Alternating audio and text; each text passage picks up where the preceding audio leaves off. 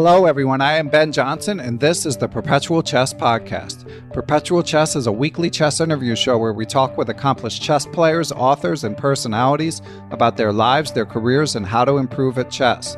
Perpetual Chess is brought to you through the generosity of its Patreon and PayPal supporters and by Chessable.com.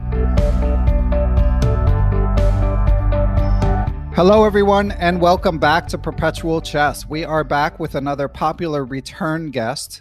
He was a guest on episode number 84 in August 2018. So if you're still working your way through the archive, you might want to go back and listen to that one just to get a little more context. Although you may know this guest from his popularity on Facebook and Twitter and all the other avenues that we will be discussing.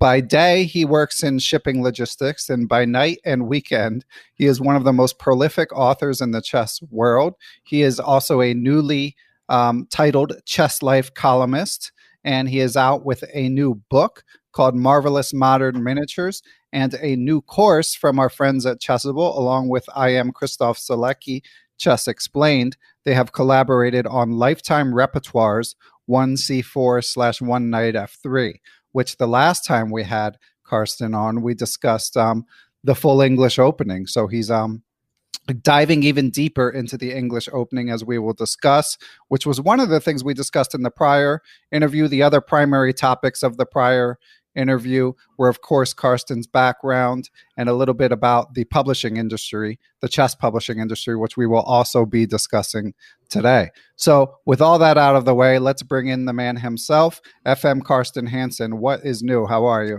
Thank you very much. Thanks for having me back again. It's exciting to be back. Yeah, we're still only, an hour down the road from each other, but still haven't met in person, although we have a good excuse right now, at least. Yes, definitely we do. But we'll have to make that happen at some point. But Carsten, you've been busy as ever.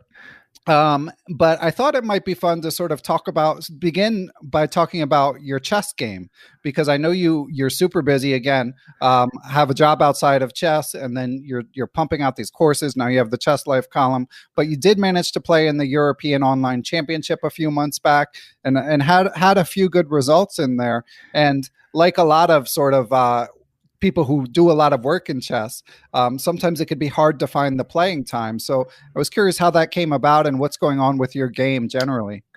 Well, prior to the tournament, I have barely played anything for years, honestly. But my fingers were itching a bit to get busy playing again, and then I saw the opportunity to participate in the tournament, and it was a sort of a three-stage qualification based on my rating, my ELO rating. Because I didn't have a rapid rating, I played with my regular ELO rating, which is under 2300. So I had to qualify for the following day, and then from there I had to qualify for the final. And honestly, the first day, I mean, the play was outrageously bad, very poor. But I managed to just scratch my way in I think in the top 145 that made it to the next day. And the second day I played a little bit better.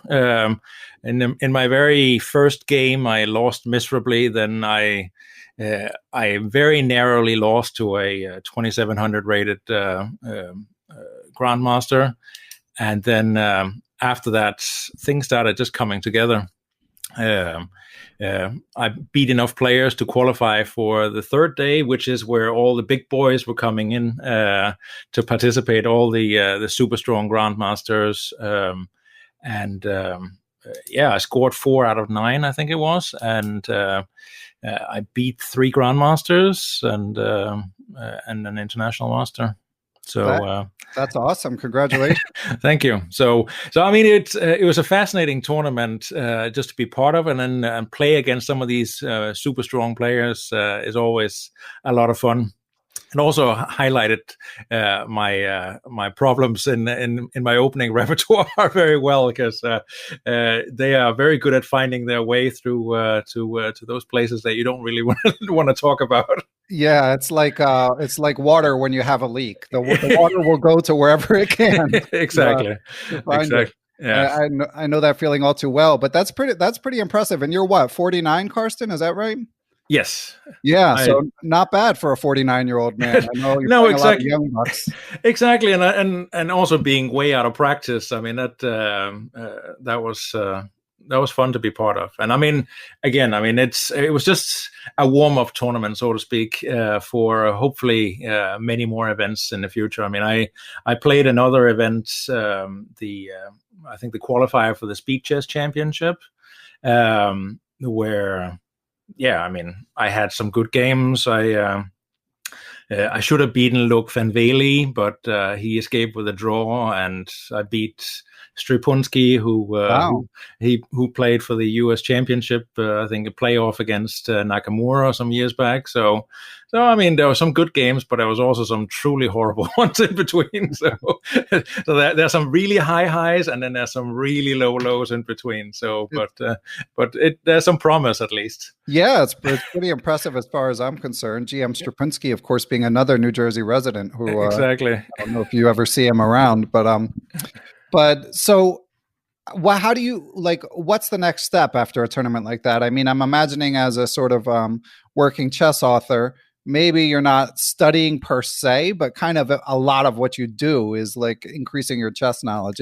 Is that where you are, or are you actually training on top of that? I am training on top of it. I mean, wow. The tactics puzzles that I work on, and I'm sure we'll get to those as well. They keep me sharp tactically for sure, because I'm constantly sitting and playing through thousands of games just to find the right puzzles. But in terms of actual practicing, I do a lot of that too, primarily on Chessable, where I've been polishing up my endgame, using some of the endgame courses that they have there, and also some of the opening repertoire courses that were there. So because I mean, when you haven't played for a while and you're playing against the big boys, something has to be working in the opening department. But also, you have to be able to find your way out of some of these messy situations you get yourself into, and know when a swindle can work, and get your way into an endgame. Yeah, I mean that's where the endgame courses really came in handy. So yeah, I bet. Yeah, Chessable has helped me to the extent where I can at least say openings are no longer the weakest part of my game. Okay. Unfortunately, there's other parts I need to work on, but at least it's something. Yes. And so, you mentioned these tactics puzzles. I mean, you share so many great puzzles, and you managed to call them from modern games. You share them both on Twitter and on Facebook. So anyone who doesn't follow Carsten, people listening probably do, but you should definitely follow him. And now you have your new gig at Chess Life magazine. So congratulations on that. Thank you very much. I'm very excited to be part of that as well. Yeah. So you're going to just take kind of the best of the stuff you find, or what's the plan for that? It's a bit of a mixture. I try to lean a little bit more about on American players, but also sometimes I'll aim for puzzles that I haven't used in my on Facebook and Twitter and Instagram, just to give it a little bit more variety. I'm sure most people would have forgotten about the puzzles when they see them in Chess Life, but still, I like to add a little bit extra to them by adding something that wasn't there to begin with, that nobody would have seen before. Okay. So. Yeah, it's good stuff. I mean, you could just do the same one and call it space repetition, but yeah, I guess. But I guess, people like fresh material for sure. And I know you're doing the work. I mean, we talked in our first interview about how you're making time for the Week in Chess, and you know, when Mark's games come through, Mark Crowther of the Week in Chess, you're always finding fresh material, and yes, the chess world is the better for it. So are you going to play some real life chess when this is over? Yes, absolutely. I mean, my goal is to get out and start working on getting my IM title. Oh, wow. That would be awesome. Yes, it would. I mean, it's long overdue. I mean, I remember being interviewed by John Watson on the ICC podcast a long time ago about books, and he's like, why didn't you ever get around to becoming an IM? And several other people have asked me the same thing. And I'm like, you know what? Maybe it's time now. And once everything clears up, hopefully there will be time and opportunity to get in some of these tournaments where the norms are available. That's great. So you're going to target some of the ones in like Charlotte or St. Louis, or just play the big open ones? What do you think? I think it'll probably be a mixture of it. I mean, they previously asked me to play in Charlotte a couple of years ago, but I didn't have time at the time because I was busy with my work, right? My day job. But of course, I would love to play there at some point again. And and you're still a Danish citizen, correct? Yes, I am. Yeah. So of course, we interviewed FM Peter Giannatis about a month ago, and he mentioned that it's helpful if you're from another country. So I'm another country citizenship. Yeah, no, I'm registered for Denmark also on the FIDE list. So definitely. Okay, well, good luck. I mean, I'd love to do an adult improver interview with you when you get the title. I would love to do that too. Hopefully, we can have that. Yeah. I mean, that would mean I've been successful. So yeah, I mean, I'll settle for the FM title personally, but it would definitely be inspiring for me if you can pull it off. So yes. So, but again, I mean, there's also all the senior events which become available to me when I hit 50. So and some of my acquaintances have picked up titles in that connection. So one of my Danish compatriots, Jens Christiansen, won the World Championship 1 year and became Grandmaster on that account. So I think that's 5 or 6 years ago now. So yeah. Well, so we'll be tracking it. And since you've mentioned, of course, your Danish background, we've got a bunch of great questions. We actually solicited questions from the online community for this one, and this one is it's from Tyron Ross Price, who is a supporter of the podcast as it happens, but this was through Facebook. There's always the Perpetual Chess Facebook group, and you posted this in Brian Caron's excellent chess book collectors group. And Tyron asks, he says he'd like to ask, what is your opinion of chess in the U.S. compared to Denmark when you first immigrated to the U.S.? And has your opinion changed now that you've been in the U.S. for many years?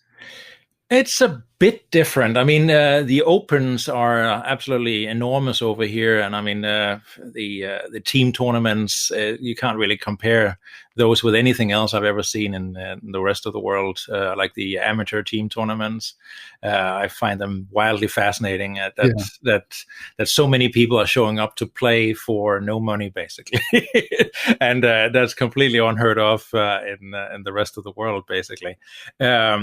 But I mean, initially when I came to the U.S., and I mean, that's a long time ago now, that was back in 96. I mean, the events were just like regular opens. And thankfully back then I was completely unknown. So and when you're unknown, you get opportunities to beat some players and get some good results in by sneaking in through the back door, kind of, right. Because people, they don't really know what to expect of you, and they don't know your playing style and your openings or anything like that. So yeah, I mean, I had that experience both in Florida when I lived there and also in California. So yeah. And do you have a preference between the sort of European style of chess or chess tournament and the American? Not really. I mean, in Denmark, there was a lot of smaller round robins, like eight person groups that I participated in. The local tournaments were all play all with 8 players in each group. There are a lot of those events. There are some bigger groups as well, also on open tournaments, but a lot of them were all play all.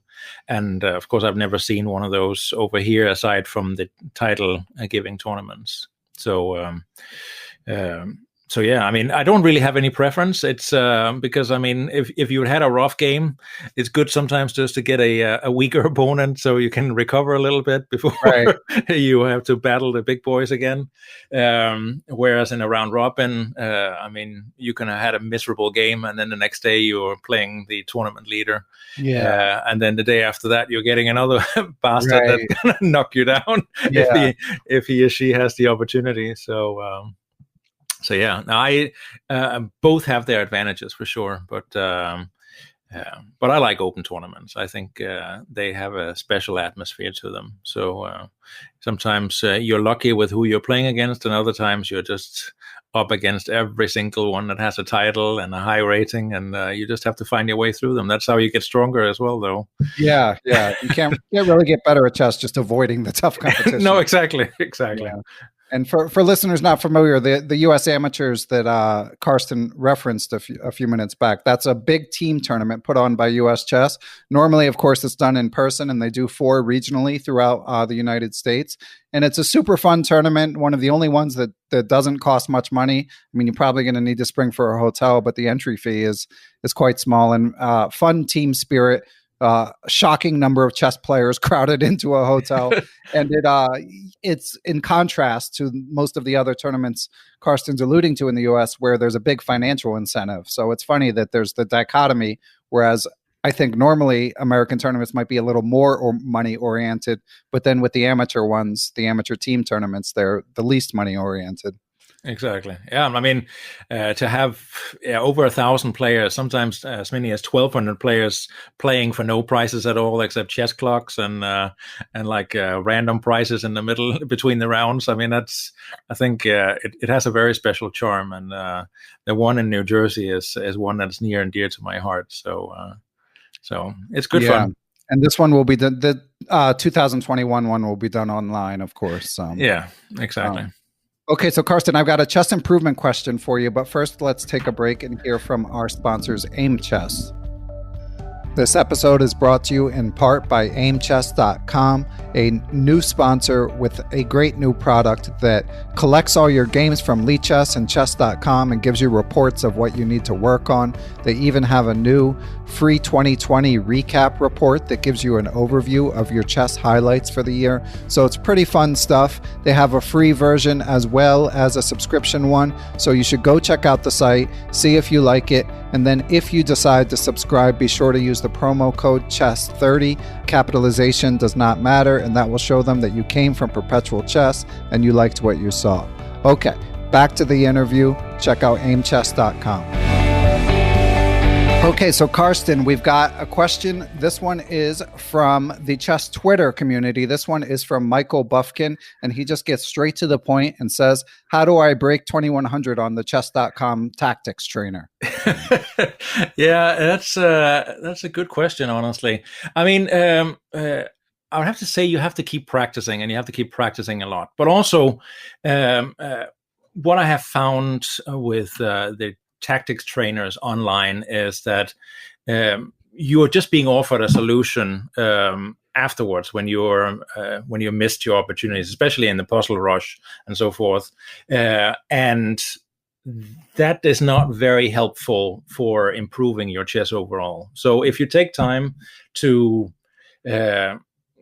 use books, like, I mean, I have written several of them, and then just go through the solutions and try to understand them, and then the ones that you couldn't solve the first time around, return to them, so you start working it as a muscle, pretty much like you would exercise any other muscle, where if you're doing any kind of sports, then you get better at it, and gradually, when you keep testing yourself and puzzles that are slightly outside your comfort zone, then eventually you're going to reach a level where the 2100 puzzles are going to be no problem at all. I mean, I know at one point when I was doing some of the online puzzles some years back, I didn't do particularly well, and I tied it quite narrowly to the fact that I was out of shape chess-wise. But when working on chess puzzles daily, as I am right now, you see a lot more. And I mean, when I try to do the tactics trainer on chess.com, the first evening I got to 2800, and then I'm like, okay, all right, this is all right. They were getting more difficult, but still they are solvable, and that's I attribute that to just having worked on tactics a lot, because you recognize more patterns, and as I said, the more you exercise that muscle, the stronger it gets. I mean, Cyrus Lakdawala wrote about it in a foreword to one of my books as well, that it helps you also in those situations, those critical situations in your own games when time is running out and so on, and everything gets complicated, and then all of a sudden you need to have that basically sitting in your wrist, and so you don't have to think about it. Yeah, and of course, your buddy that you alluded to, I am Cyrus Lakdawala, your main competition for the most prolific chess writer, as far as I can tell, Carsten. Yes. Although he has the advantage of not having a day job, so it's a bit of an unfair fight. Yeah, well, the thing is, he works extremely hard at it too, and all hats off to him. I am very, very impressed by his productivity as well. But he honestly also showed me the way that it is possible to publish more than one book per year. Yeah, for sure. So getting back to the tactics question, aside from the chess.com tactics trainer, are there any particular resources you would recommend?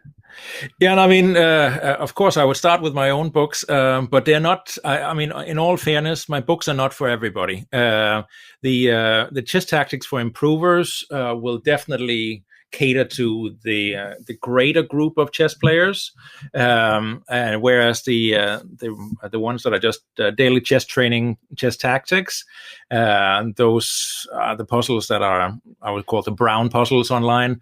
They are typically more difficult, and those would be catering to players, I would say, at least 1700. But I know many grandmasters are using them for their own tactics training. So. But outside my own books, I mean, there are a lot of really, really good tactics books out there, puzzle books that people they can look at. There are tactics courses on Chessable. I've only looked briefly at a couple of them, so I don't know which ones I would recommend particularly. But I would say anything where there's annotated solutions are the way to go, because bare game scores or just a few moves that tell you the direction of the puzzle or the intended solution will not really offer you anything in understanding. And that's where I and several others have gone in a different direction by annotating the solutions and giving much more analysis. And that's also what you would see in my Chess Life column. There's a bit more annotations to the solutions, so that people can get a little bit more context as to, okay, what happened in the game. Frequently, even the players inside in the game, even strong ones, are not catching the best solution, and it's important to catch those things and explain the thinking behind it as much as possible. And that's why a pure tactics trainer or puzzle rush will not really make you stronger. It'll help you with your pattern recognition, but it will not help you understand better. So you have to find a little bit of a balance. Yeah, it's a really good point you raised, Carsten, about the tactics explanations. I think it's particularly important for club players. I know that a lot of club players have mentioned to me, like, you see the answer and you still don't know why it's the answer. So it's good that you and other authors are working to help with that. So have you come across, and we're going to get to chess books, by the way. Somehow I didn't mention in the introduction that you're the book reviewer for American Chess Magazine. So one of the sort of segments I'd like to do is the year in chess, year in chess books, I should say. So any standouts? Do you have any recent discoveries in all of your reading that you do for American Chess Magazine? Absolutely. In fact, I did a sort of a blog post for the chess.com shop with my favorite books of the year so far, at least at the time of writing when I wrote it, and in no particular order.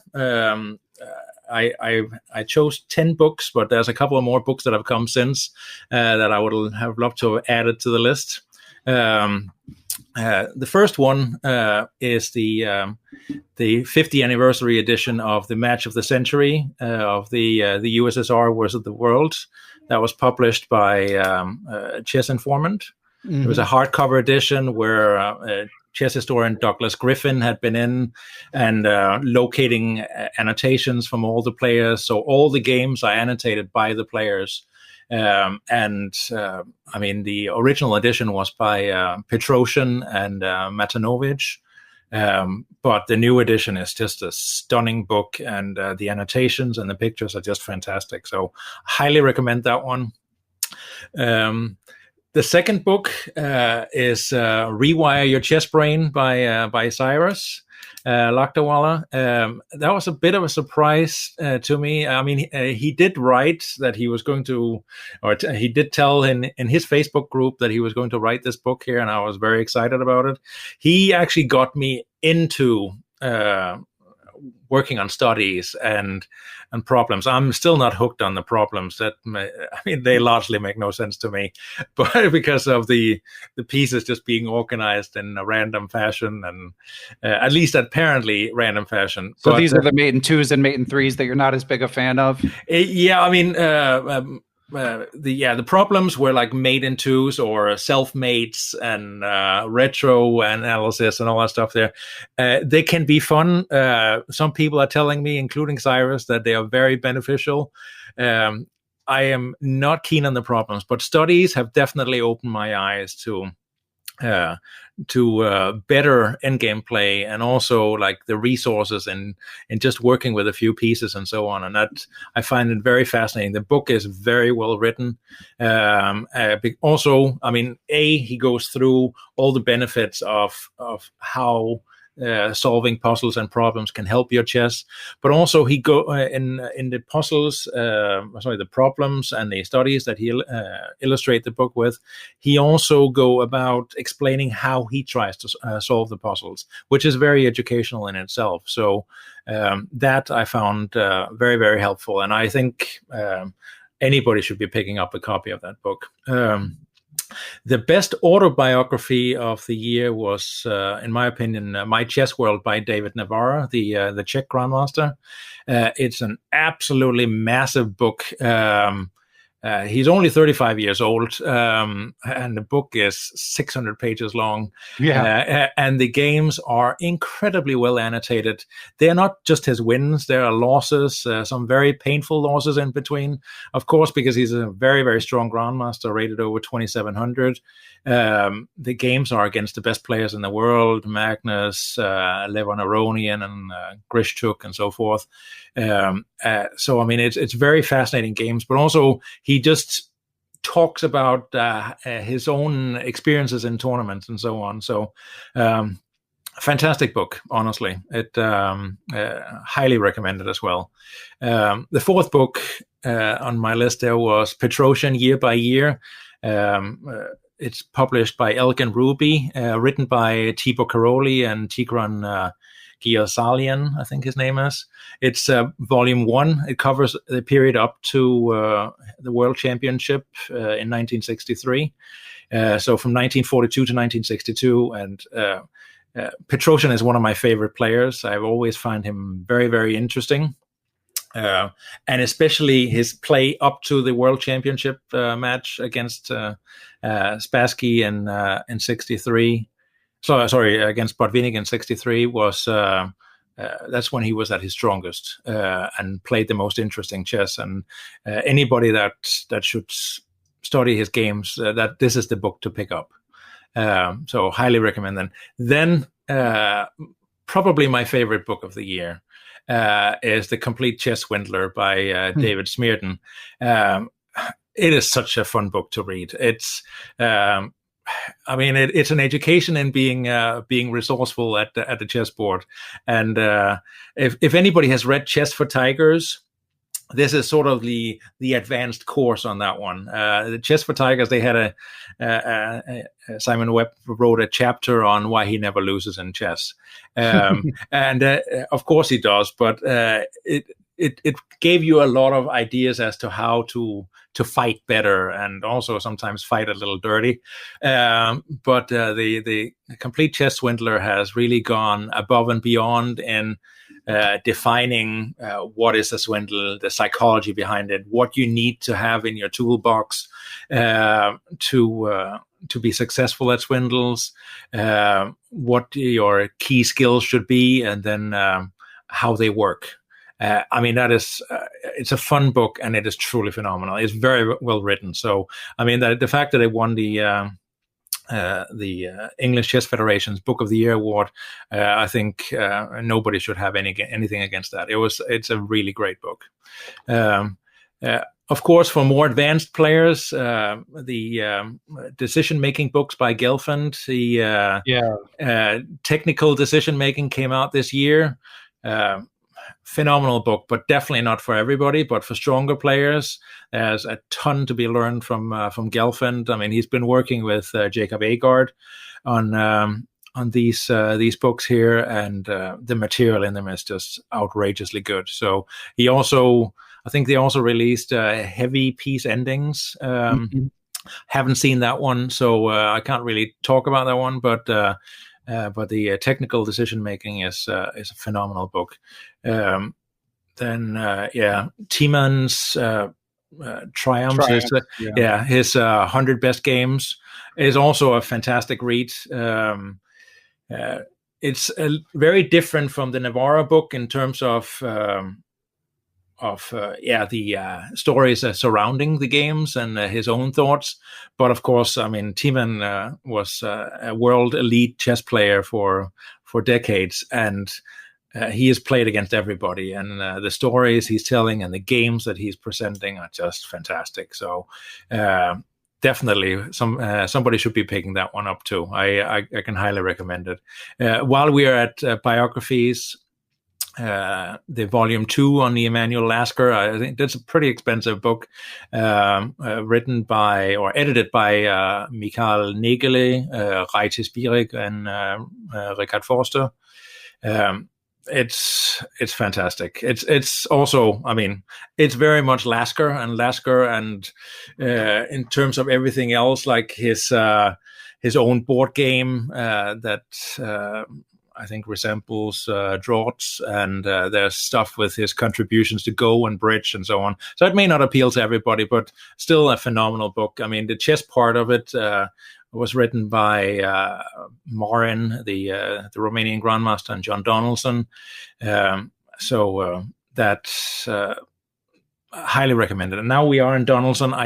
Yesterday I received the new Bobby Fischer book by Donaldson, and although I have only browsed in it, I can already say now that this is probably the best work I have ever seen on Fischer. So it's around 650 pages at least, and it is just a stunning production. It really is. It's lots of pictures, lots of games, and it's everything about Fischer and his contemporaries. So I can definitely recommend that one as well. Okay. That's good for now. Let's pause you for a minute. Very good. That was amazing. So the Donaldson book, I have it as well. I'm only about 60 pages in, but I just want to echo what you said. It's beautiful, and it's a nice combination of biography and chess games. And we'll be getting John Donaldson on the podcast whenever I can read this book. So probably in a month to two, but definitely looking forward to talking to John about that. And of course, a lot of the other guests that you mentioned, or authors that you mentioned, I should say, have been on the podcast in various forms. Shout out to Douglas Griffin. So, of course, you mentioned that books like Timman's Triumphs and Gelfand's 2 new issues with Quality Chess, and, of course, David Navarra being a nice guy and a super GM. It strikes me that most of these are fairly advanced.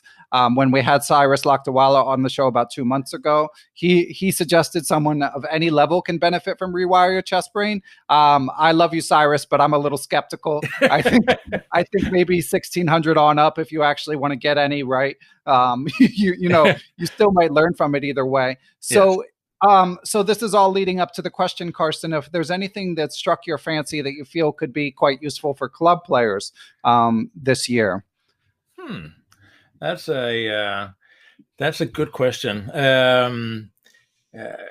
Vladimir Barsky, he wrote a modern guide to checkmating patterns. I like that one a bit. I haven't dived as much into that one as much as I would have liked to. But again, I mean, anybody that follows me on Twitter also knows that I get a stupid amount of chess books in through the door. Yeah, amazing. Yeah. So. But I think that is probably one of the books for regular club players that I would recommend. But again, there are many books that are written a little bit too advanced for regular club players, but that club players can greatly benefit from. And I think, honestly, most club players would enjoy reading some of these biographies and so on too. I mean, because they are generally well annotated.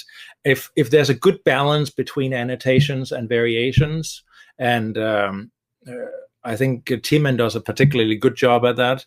I think it's books like that are very worthwhile. I mean, in the past, of course, the Move by Move series, also biographies from Everyman Chess. They also look at different aspects of the stronger players' games, and that way you can sort of gain information by studying games from the best players in the world. And I think that's key. I think those are probably what I would recommend. I like the Move by Move series as well. Although they don't explain every move, it's not like Chernov's classic logical chess move by move, but still good stuff. Yeah, absolutely. Okay, so Carsten, I want to pivot to actually talking about the publishing industry, but first let's take a break and hear from our friends at Chessable, as we've been discussing. As always, Perpetual Chess is proud to be brought to you in part by Chessable.com. If this interview with FM Carsten Hansen has convinced you to try out and learn about English-type openings, 1 knight f3 or 1 c4, you know you can get his course at Chessable.com, along with I Am Chess Explained, Christof Sielecki, Lifetime Repertoires 1 c4, 1 knight f3, and this is only part 1, there's more to come. It involves the Move Trainer technology, which enables you to remember the lines that you learn, and it's a annoying opening that I never want to face. So go to Chessable.com and you can learn more about the English amongst all their awesome new offerings.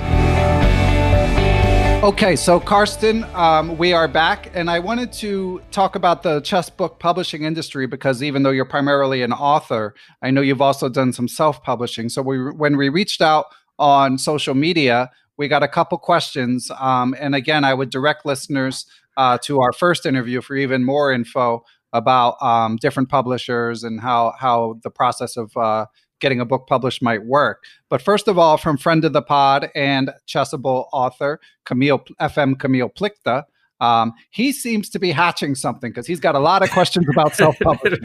Okay, very good. So let's hear what Camille has to say. He says, a big question from me: when Carsten decided to do self-publishing, what was his plan and how did it work in practice? When was his first self-published book out? What would he suggest to someone who wants to self-publish his first book? What to avoid? Okay, there's a bunch of things here that we can cover. First and foremost, for those that are thinking about publishing their own book, it's crucial to realize before you start writing who you're writing the book for, who is the intended audience. Because I've seen some of these self-published books, and I don't think they cater to anybody but the author, him or herself. It's the audience is just not taken into consideration. So that is very important to define first for yourself. Figure out who you're writing for. Who is the intended audience? How strong are the players in this audience? And what are the goals from it? When I started self-publishing, I got inspired by a self-publishing podcast, and then I figured, you know what? Let me see if I can write a book for myself. So I sort of found this idea with writing about ultra miniatures, which is games of 15 moves or fewer. And I just intended to have it as one book. But then as I started writing, I realized I have entirely too many games to fit it into one book. So then I figured, okay, I'm going to do it in 5 volumes. That also didn't turn out feasible. Then I kept adding volumes, and then it became 9 with a sort of a best-of edition as well, which is the 10th, where there's a game from each chapter from all the other books. That series is called Catastrophes and Tactics in the Chess Opening. And there's one on the Indian defenses, one on 1 d4, d5, one on flank openings, one on d-pawn specialties with the Dutch and the Benonis. There's one on anti-Sicilians, one on open Sicilians. E4, E5, and then one on French and the Caracan. So the very first one I wrote back in January, February of 2017. And interestingly enough, I mean, I gave a lot of copies away to begin with. I mean, either for free for people that signed up on my website, or just on different platforms. I gave them away for free. Probably in excess of 1,000 copies as e-copies, of course, e-books. But still, as of last month, it is still my best-selling book. People are still buying hundreds of copies every month of that particular book, the first volume in that series. And then, of course, as they work their way through that one, they pick up the next volume in the series and so forth. And some people are going out and then just buying all 10. So that's another thing to keep in mind when you're writing books for yourself. Think about something where you can write a series, because people, they like to know what they're going to read after they're done with the first one. And that's why, for example, the decision-making series is so popular also amongst stronger players, because they know, okay, I'm done with the positional one, and I can move on to the next topic. And same thing with the move-by-move series and so forth. So think about writing something that you can write about again and again, because people, they like to read more books of the same thing. If the first one appeals to them, they don't want something radically different in the next one. Also, other practical things is, I mean, find somebody to help you with the cover design of the book. I did the very first cover myself, and I thought it was great, but I'm like, you know what? Let me just see what a designer thinks. And he took the theme that I had presented and just made it like 100 times better. Yeah. It is. And it's still not perfect, because he went very specifically in the direction as to what I had outlined for him. And with my subsequent books, especially the Chess Tactics series, I think I found a better design there. And it's actually the same design I've been working with. But I told him, okay, this is what I would like to have it, but see if you can come with some different fonts and something that is more catchy. And because the designer has an eye for those things that I don't have, it looks a lot better than the first go around. So don't be afraid to spend a little bit of money on that. Because it's worthwhile. A book with an ugly cover is not very interesting to the chess buying audience, and they will probably never be picked up. So do yourself the favor and have a designer look at it before you send something out there. Okay, cool. Yeah. And since Carsten's easy to find, if anyone has follow-up questions, I'm going to ask a few, but if you have even more, then you can always ping him on Twitter and Facebook, and we'll share the links, because this topic is of great interest to me and Camille, but maybe not as much to every improver out there. No. But I do want to know, Carsten, if you don't mind saying, since you talked about numbers a little bit, would you be so kind as to share what your best and worst selling books sold in terms of numbers? Yeah, that's a good question. The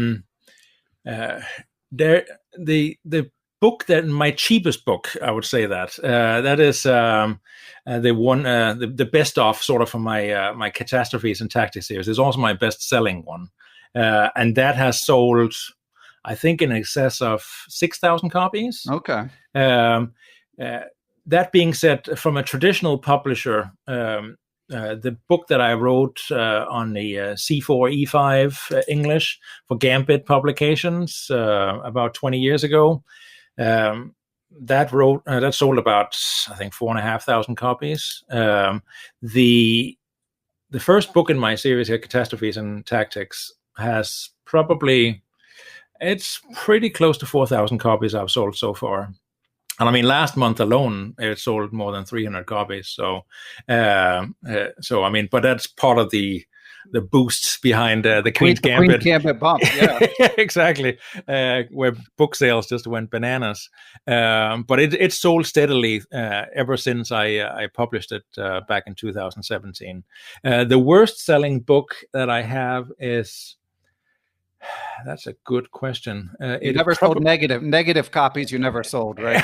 No, but it is probably the one on other semi-open games in the Catastrophes and Tactics, or the one on specialized chess tactics on the Budapest and Fierovis gambits, which was also just it was an idea I got, and I wrote the book pretty quickly. A lot of people like it, but compared to the other ones, it sold. Those two books have sold significantly less. Okay, and let me ask you, Carsten. So you've published with a wide variety of publishers, and then of course you also have the successful series that you're self-publishing. Yeah. So how do you decide? How do you decide what route to go for which book? I kind of know what traditional publishers are looking for, and for example, that series for Catastrophes and Tactics, I knew no regular publisher would pick up on that. They would find it not viable. And it's one of them is your most successful. Exactly. So I mean, but that just goes to show that not everybody in the publishing world know exactly what would sell best. But again, that would not be a project that I could sell to any publisher at all. I'm certain of it. Even if some of them have published miniature books and so on. And I mean, my latest book with Heine and Russell and Russell Enterprises is on miniatures. And but that was when he contacted me, I'd already had the other series out, and they were selling well. I mean, on the Amazon bestseller chart, I mean, at one point, I think I had 6 books on the top 10 at the same time. Wow. So he reached out to me and I said, I have this idea, and having this big collection of games that should be lightly annotated, but also, I mean, the annotation should be meaningful. And then we'll have a diagram to each game and so on. And I'm like, that sounds like a great idea. I'm all for it. Then it ended up being over 2,000 games, 2020 games, very fitting into to this year. I mean, it got the book ended up being a lot longer than anticipated because Hannon said the more inspired I got along the way, he could see the first annotations I made were somewhat lighter in or more brief, I would say. Whereas the longer or further I got into the book, the more inspired I got, and my annotations got a little bit deeper. But because I cover every single opening in that book, from ECO code A00 to ECO code E99. Every opening is covered. So I picked games with every single opening that or ECO code that I could find. I mean, it ended up being 2020 games, and wow, it's a very massive book, but it's a fun book also. It's good for chess teachers and that need something with a tactical theme, and the games are of course very short also, so you don't bore your students too much either. And there's some things that can be solved along the way along with some meaningful comments in nearly all of the games. So I hope a lot of people will be picking up on that. Great. And yeah, Modern Marvelous Miniatures, of course, available online and in Kindle as well, which brings us to another question. This one is from the aforementioned Brian Karen, the founder of the Chessbook Collectors Group, who had one more publishing sort of question, which is, he said, Carsten, you've embraced the Kindle format while other publishers have been reluctant due to fears of copyright infringement. Have you had reason to second guess your decision to publish on Kindle? In short, do you feel that the Kindle format has helped you to make more of a profit from your books? And of course, Brian's alluding to that can lead to wide stealing of PDFs. Yeah, I have not had any second thoughts about publishing in that way. By and large, until the last month and a half, my ebook sales have been as good as my print book sales.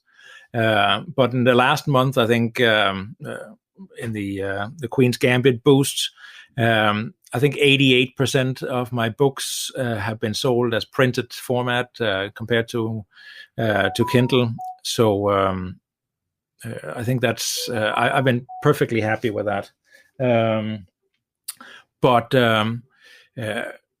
I know people are worried about the theft of these books here, the PDF versions and so on. I honestly just see that as the cost of doing business. I mean, if and that's also why I've given, thousands of copies away of my books. I happily do it because at least some people, they have an introduction to me as an author, and they can get it for basically no money at all. And if that can give some joy to some people, especially the people that don't have the same access to or resources to do chess training, absolutely, I'm just happy to be part of that. But otherwise, it's just advertising. I see it as it. That being said, I am very much against people that are doing the theft of other people's works and republishing it as their own. Recently I saw an example. I don't know if you caught on to it on Twitter. I asked, who is this particular author? And it was somebody with like a Bulgarian, Eastern European name. And when I looked into it, it seemed like every single book, he had put his own new cover on it and put his own name on it as author. He had removed the foreword, or at least removed the author's name at the bottom of the foreword, and then the rest of the content was just photocopies or PDF copies of the original books. So I was very pleased just to put a little bit of effort into figuring out which authors and which publisher had been affected. And then I sent an email to, I think, 4 different publishers and saying, guys, there's this guy out doing this. And Amazon, thankfully, they reacted and took all the books down. So that was a little success I'm very happy about. Because, while I don't mind giving people my books for free, people shouldn't steal either. So and you got to make a living. If people value it, they should be willing to pay, and chess books generally are not expensive. Okay, so we might circle back to one more sort of publishing related question later, Carsten, but let's get into the English a little bit. So you and Christof Sielecki have your new course out, and again, I would direct listeners, funny enough, we talked about the English in our prior interview. I think Carsten mentioned he's been playing it since 1982 or something. So obviously there's plenty to talk about. But first off, I wanted to read another question from a Twitter follower. Chris Tilling chimed in and asks, he said, I'd love to hear about your fascination with the English. What drew you to it? How might it compare with other mainline openings for white? And how might studying the English enrich a chess player? Wow, that's a very good question. The English opening is a bit like the Sicilian. It is frequently a reversed Sicilian. So there's a lot of different ways you can play the English opening, which is what I really truly like about it and why I keep playing it after so many years. When I first started out, I had a very specific setup that I chose, was c4, knight c3, g3, bishop g2, e3, and then knight g to e2. I played that against everything.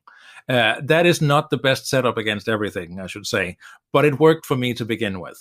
As I have become stronger and my play has become a little bit more nuanced, I have found that there is many, many different ways you can play the English opening, even the English 4 knights. There's so many different setups you can choose. Some of them look slightly ridiculous, but they're very challenging. And especially for black players, there's so many different things to prepare against. So if you can find yourself some specialty lines there's plenty of opportunity to both challenge your own creativity and your own understanding, but also put your opponent in foreign territory right from the get-go. And that's what I like about the English opening, because most people have something prepared against e4 and d4, less so against the English opening. When I was younger, when I played against the English opening, I also had I never knew what to do. I had some ideas, and for a while I had certain variations that I preferred, but there was never something I stuck to because I was never 100% happy with it. And I mean, in part, I still have that issue.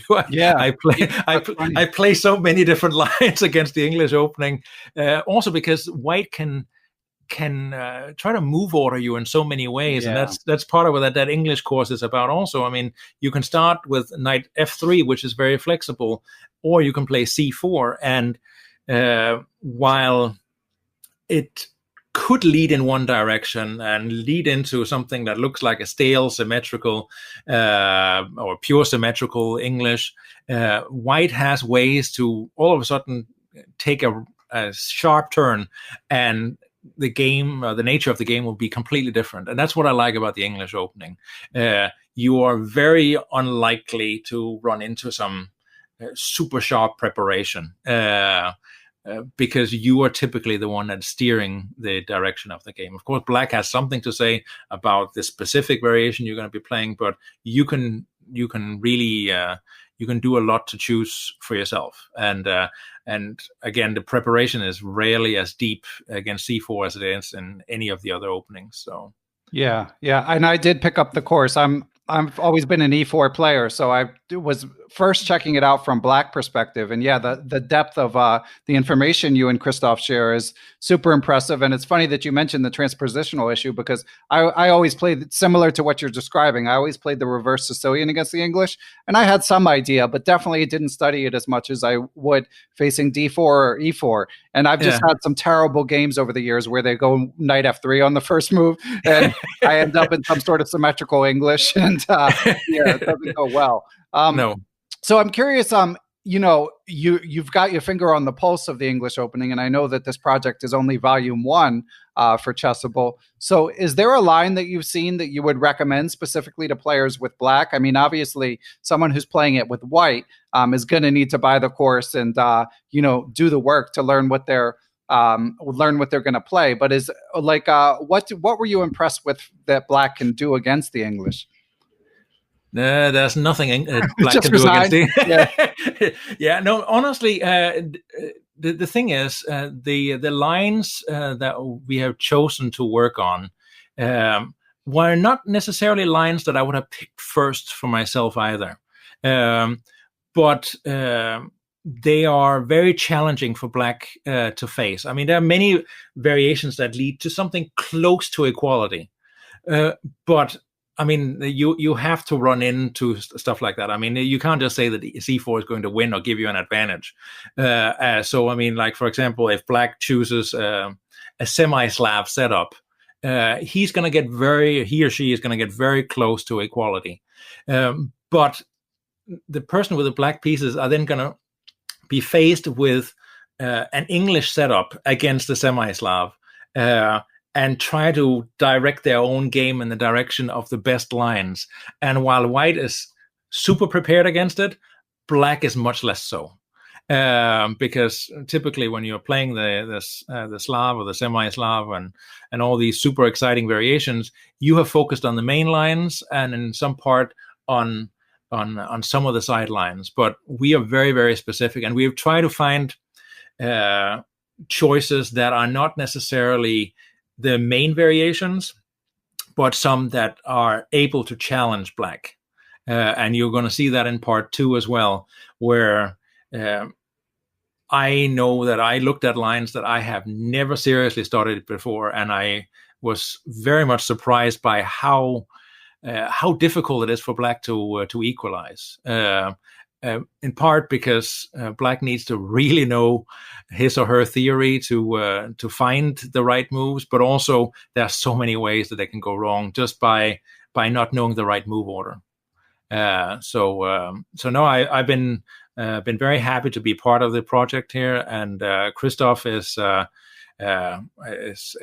amazing in putting these repertoires together as well. So my kudos to him as well I mean, this is not his first Lifetime repertoire, I think, and it's not his first course either. He's one of the leading course writers for Chessable, and the way he thinks about these and approaches them is absolutely amazing. So, so I mean, much of it was based on his outline, but of course I have put my own color into it as well, and done a lot of original analysis, and we've found hundreds of novelties, many of them that turn the regular considered or the normal evaluation on its head. So there's some serious improvements that I know some IMs have come to me and said, I mean, this is good stuff. They really enjoy the depth and the ideas that have been put into this course here. So the first one that is available already.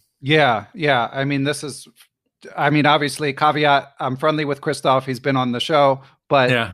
But I wouldn't say this other. I mean, this is the third course of his I've bought, and I'm always impressed with them. And he has a way of thinking about the openings holistically.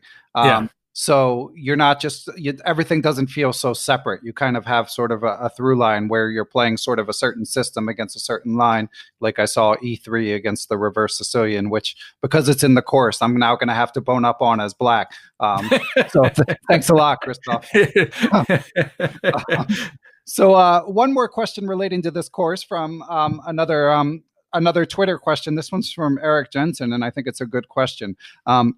So Eric asks, he says, not strictly a chess question, but since I own the Accelerated Dragon book and its newer edition, which I do too, by the way, Carsten did with Peter Heine Nielsen, and obviously the English Chessable course was a collaboration with Christof. Would love to hear about the collaboration process, the best way to make it work. Do you learn from working with such great analysts? Do they learn from you? And most importantly, to me, do you guys ever disagree on an evaluation or recommendation, and can that doom a project? I think you have to be very clear on what your tasks are in the in any project that you go into. When I wrote with Peter Heine, both of us had our own chapters that we wrote, and then we would then share them with each other as soon as they were finished. I did the final edit of the first edition before we sent it into the publisher, and then of course they did some editing as well.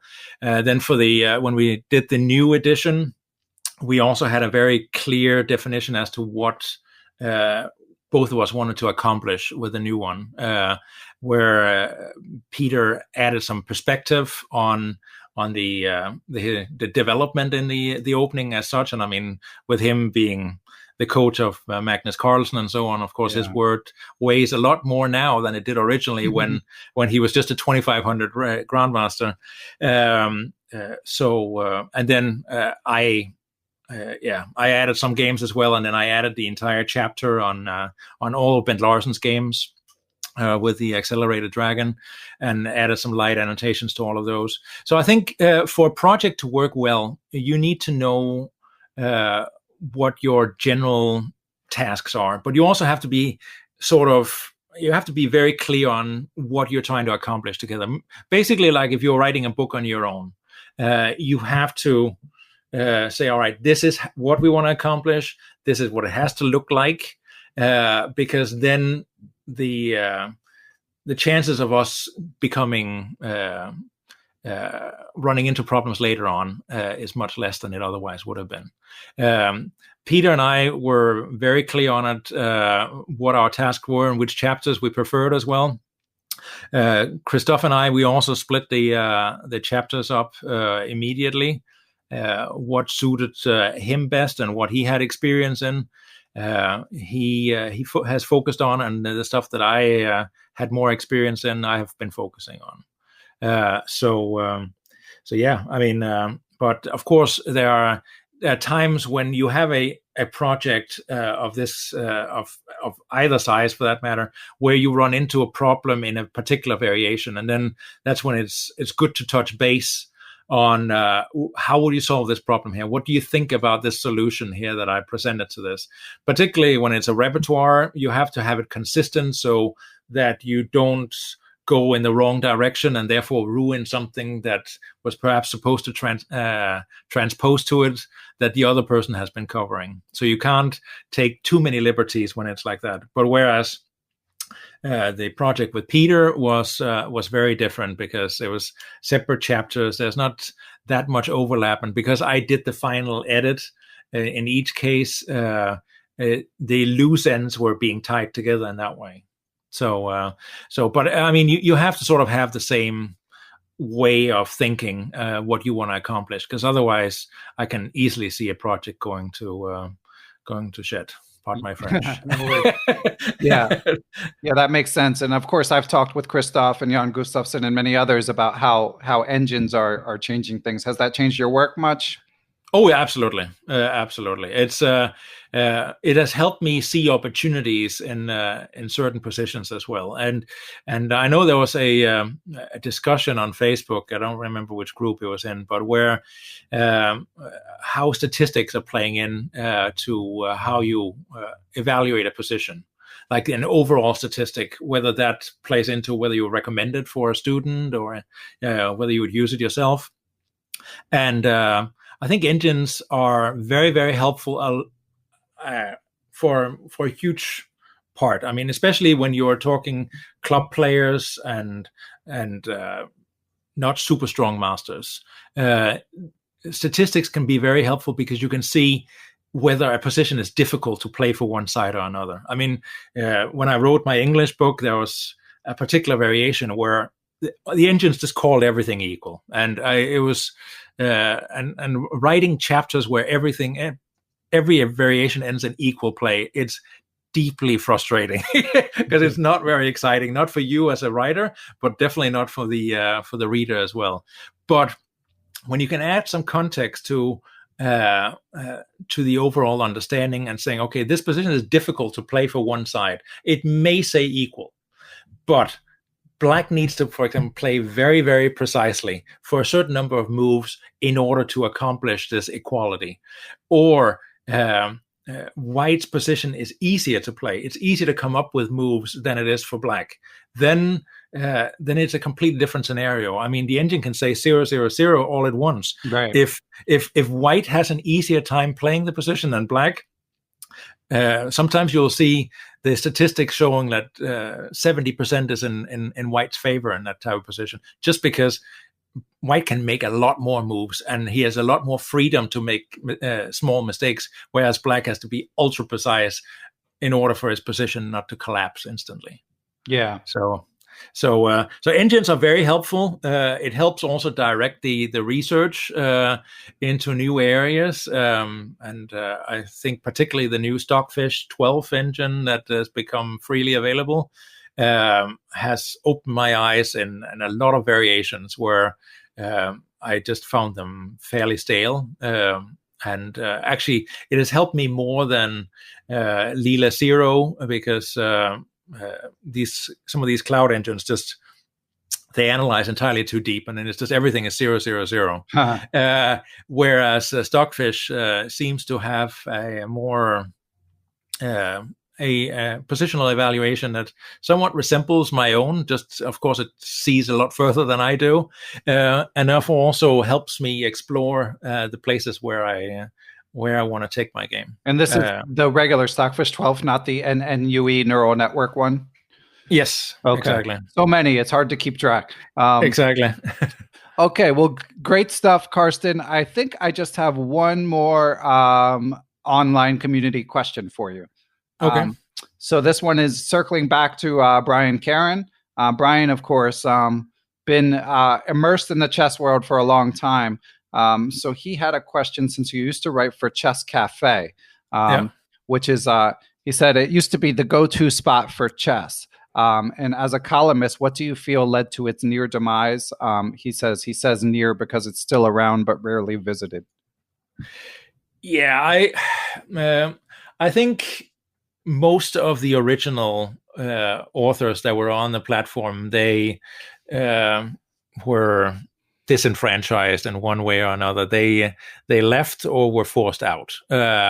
It became a pay-to-play platform kind of thing.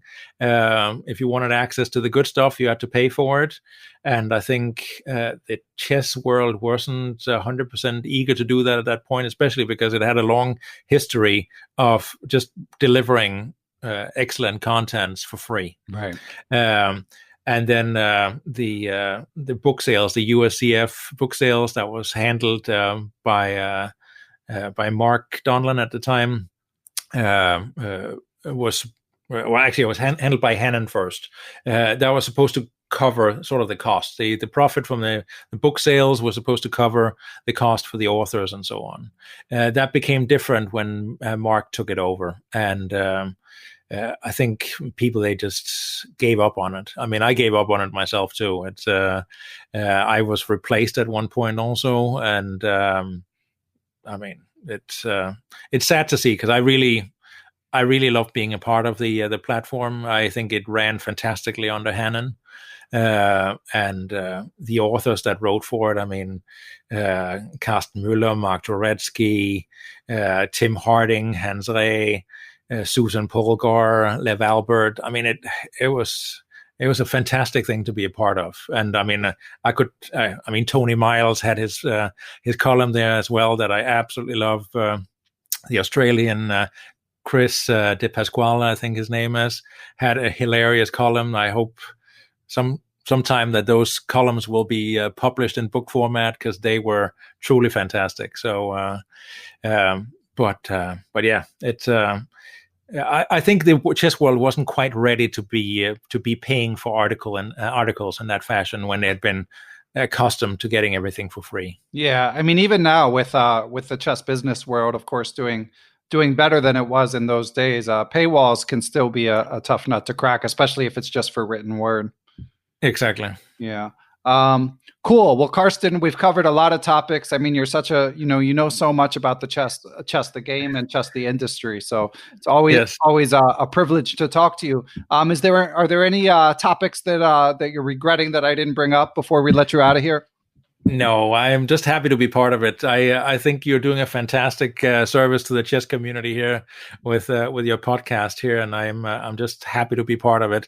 And as you have suggested already, people should be checking out on my previous visits, because we covered a lot more topics back then as well that we didn't talk about this time. So I think we've covered most of the things that I wanted to talk about today. So thanks for having me on. Oh, my pleasure, Carsten. Yeah, so I'll link to the previous episode and anyone can listen to that. And of course, you guys probably know this, but Carsten has a website. You can follow him on Twitter. You can follow him on Facebook. Definitely not a hard one to track down. And Carsten, as we said last time, I'm going to track you down once this pandemic is over and we got to grab a meal or something.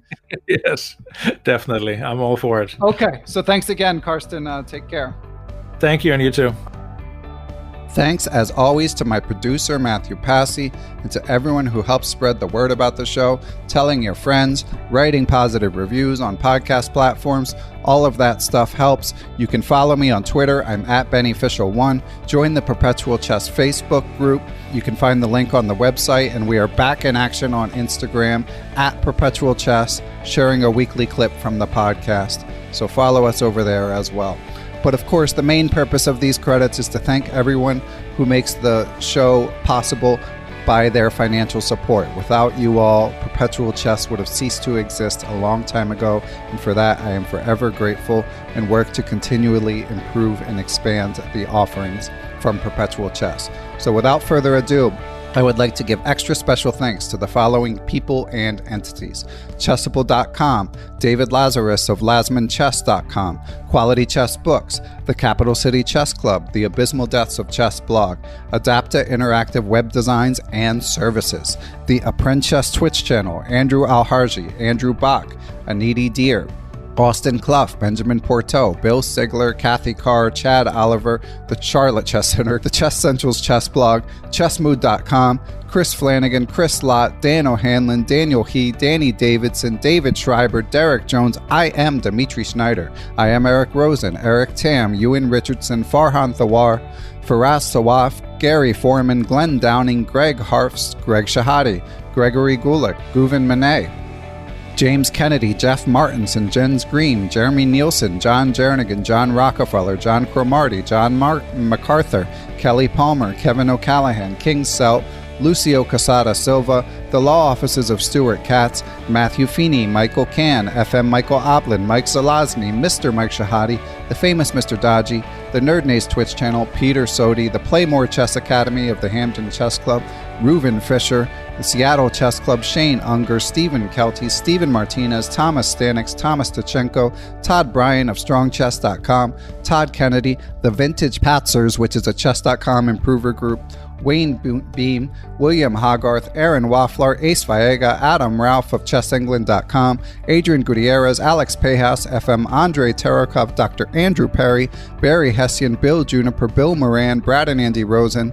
Brett Howard Lynn, Brian Mullis, Bruce Scott, Brian Tillis of Palm Beach Chess, Chad Hilton, Dr. Charles Snodgrass, Chris Wainscott, Christopher Baumgartner, Christopher Chabris, Christopher Wood, I am Christof Sielecki, aka Chess Explained, Coach J's Chess Academy, Corey Budson, Costa Chorus, Courtney Fry, Craig Mallon, Daniel Ginsberg, Daniel Naylor, Dave Saylor, David Bleskacek, David Brown, David Hamlin, David Cramley, Dalen Shelton, Dennis Parrish, Dirk Decker, FM Donnie Ariel, Douglas Matthew, Dwayne Edmonds, Ed Daly, Emmanuel Langlois Robitaille, Ethan Smith, Hallelujah Cat, Ian Mason, Indrick Ryland, Felipe Melo Pereira, Fox Valley Chess Club, Francis Latarte Lavoie, Dr. Frank Torres, Frank Zananis, Gary Andrews, Gary Lewis, Geert Vanderveld, Gene Stewart, Gerard Barta, Giovanni Russo, Hans Schut, Harish Srinivasan, Howard Vihan, Jacob Kovacs, Jacob Turan, Jacques Perry, James Aspinwall, James Bonastia, James Muir, Jason Willem, J.G. Chakrabarty, Jeff Anderson, Jeffrey Martello, Yep Hoyland, Jerry Wells, Jim Ratliff, John Tully, Juan Almagur, Dr. John Fallon, John Fernandez, John Fontaine, John Hartman, John Jeffrey, John McMurtry, Jonathan Slater, John Tully, Jose Rodriguez, Justin Gardner, WGM Jen Shahadi, Joel Rocky, John Thompson, Grandmaster Josh Friedel, I am Kare Christensen, WGM Katerina Nemtsova, Kelly Palmer, Kevin Boyce, Kevin Pryor, Kiora Gata of the Lakeshore Chess Club, I am Kostya Kavutsky, Krishna Gopala Krishnan, Kyle McAvoy, Larry Ryforth, Laura Belyovsky, Macaulay Peterson, Mark Miller, Martin Knudsen, Martin Krug, Matthew Passy, Matthew Tedesco, Matthias Plock, the Mechanics Institute Chess Club of San Francisco, Michael Allard, Michael Hudson, Miguel Aristide, Mike Clem, Mitchell Fabian, Nate Salon, Neil Bruce, Nigmat Mulajanov, Nicholas Isabel, Olaf Mueller-Michaels, GM Pascal Charbonneau, Passy Passanen, Paul Bain, Paul Clarkson, Paul Sweeney, Paulo Santana, Peter Lux, Randy Tempo, Ricky Grijalva, Richard Hallenbuck, Robert Tichy, Robert Turner, Rory Coleman, Roy Yearwood, Brian Berg, the Say Chess YouTube channel, Scott Doherty, Scott McKinnon, Sebastian Finsterwater, Walder, Shane Unger, the Silver Knights in Richmond, Stefan Roller, WGM Tatyev Abrahamian, Tim Brennan of TacticsTime.com, Tim Seymour, Timothy Ha, Tom Edsel, Tomas Komanich, Tony Rotella, Tyron Price, Vishnu Srikumar, William H. Brock, William Juniper, William Peterson, FM Zhao Cheng of Chess1000.com, and of course, Zhivko Stoyanov. Thanks for listening, everyone. We will be back next week with another episode of Perpetual Chess.